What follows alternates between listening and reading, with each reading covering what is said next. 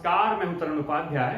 हम पढ़ रहे थे मोशन यानी मोशन इन 1D और इसमें हमने इक्वेशन ऑफ मोशन को पढ़ा हॉरिजॉन्टल पे और अपवार्ड डायरेक्शन में भी पढ़ लिया। अब हम पढ़ने जा रहे हैं रिलेटिव मोशन को, स्पेशली रिलेटिव वेलोसिटी को। रिलेटिव वेलोसिटी यानी सापेक्ष गति, सापेक्ष वेग हिंदी में कहते हैं, इसे जानेंगे इस वीडियो में। देखिए रिलेटिव मोशन लिख देता हूं मैं यहाँ पर, ठीक है। रिलेटिव मोशन क्या होता है? रिलेटिव मोशन देखिए, जब हम मोशन पढ़ रहे थे, केवल मोशन, तो हम कैसे पता करेंगे कि कोई भी बॉडी रेस्ट में है या मूविंग है? हम पता करते हैं किसी भी रेस्ट वाली बॉडी के सापेक्ष, किसी भी रेस्ट वाली बॉडी को रिलेटिवली मान के। जैसे कोई भी कार चल रही है तो हम कैसे मानेंगे कि वो चल रही है? क्योंकि हम रेस्ट में हैं, हम रेस्ट में हैं और वो आगे निकल गई, हमें पार करके निकल गई, इसका मतलब वो मोशन में थी। किसके रेस्पेक्ट में? हमारे रेस्पेक्ट में, है ना। रिलेटिव मोशन में क्या होता है कि देखो, सिंपल मोशन में ऑब्जर्वर जो होता है वो रेस्ट में होता है। रिलेटिव मोशन में मूव कर रहा होता है, ऑब्जर्वर भी मूव कर रहा होता है और जैसे देख रहा होता है ऑब्जेक्ट को, वो भी मूव कर रहा होता है रिलेटिव मोशन में। जैसे एक कार में आप बैठे हैं, एक कार में हम बैठे हैं, हम दोनों साथ साथ चल रहे हैं, यानी एक वेलोसिटी से चल रहे हैं।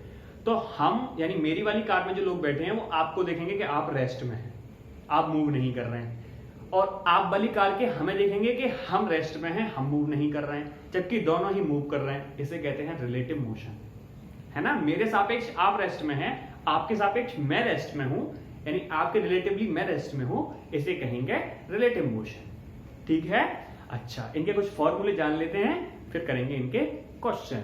देखिए,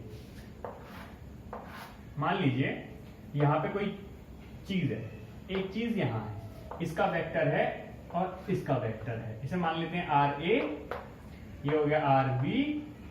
तो अब हमें निकालना है इन दोनों के बीच का रिलेटिव डिस्टेंस कितना होगा।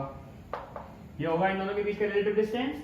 अब क्योंकि आप जो है ट्राइंगुलर लॉ पढ़ चुके हैं वेक्टर एडिशन का, तो देखिए इसका हेड और इसकी टेल मिल रही है, हेड टेल। इसका मतलब क्या हो गया? ये क्या हो गया? ये हो गया आपका रिजल्टेंट। तो कैसे लिख सकते हैं इसे? RB is equal to RA plus R, इसे लिखते हैं AB, RAB, ठीक है। ऐसे तो लिखेंगे। तो RAB क्या हो गया? RAB हो गया RB माइनस RA, ठीक है। गलत कर दिया, RBA लिखिए इसे, RBA, ठीक है। क्यों? जो माइनस में होता है उसे पीछे लिखते हैं, ठीक है। जो माइनस करते हैं उसे पीछे होता है वो। अब देखिए क्या हो गया, इसका मतलब कि V की position with respect to A क्या होगी? RB minus RA।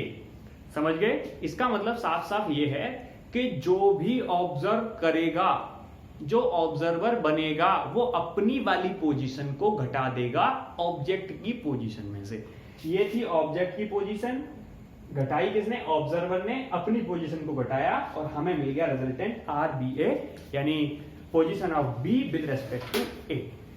क्लियर है मामला? बिल्कुल क्लियर है। ऐसे ही हम देखते हैं वेलोसिटी को।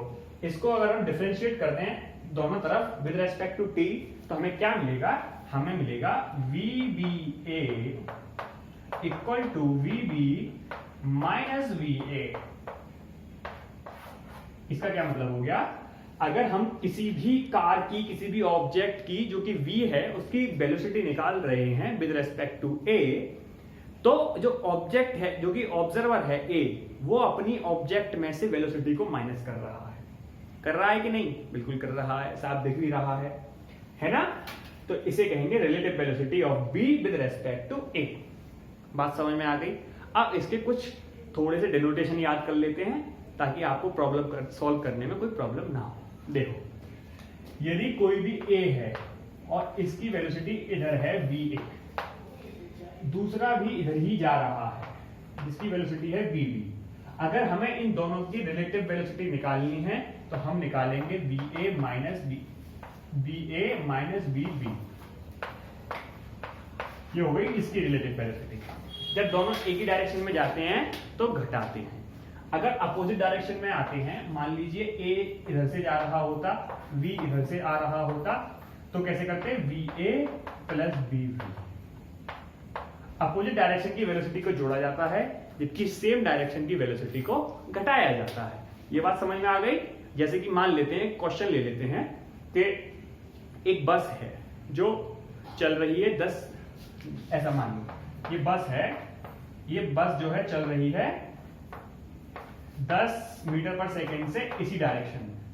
पीछे से कोई आ रहा है 5 मीटर पर सेकेंड से, या इसका ज्यादा कर देते हैं, इसका कर देते हैं 20 मीटर पर सेकेंड से। इन दोनों के बीच की दूरी जो है वो है 100 मीटर।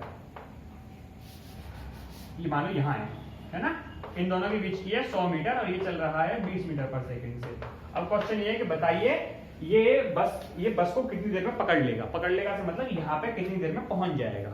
तो कैसे निकालेंगे, पहले हमें रिलेटिव वेलोसिटी निकालनी पड़ेगी। वेलोसिटी यानी इसकी 20 है, इसकी 10 है, इसकी वजह से इसकी घटा दो, बची 10। रिलेटिव वेलोसिटी कितनी आ गई, VAB कितनी आ गई, 10 मीटर पर सेकेंड। और दूरी आपको पता ही है, R बराबर 100 मीटर। आप फॉर्मूला लगा देंगे, कौन सा, डिस्टेंस, वो वैसा वो वाला, V equal to distance upon time, यानी time equal to distance upon V, 100 upon 10 second में वो उसे पकड़ लेगा। बात समझ में आ गई।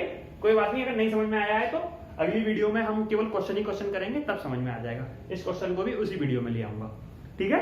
तो रिलेटिव मोशन केवल इतना सा है। बात समझ में आ गई कि नहीं।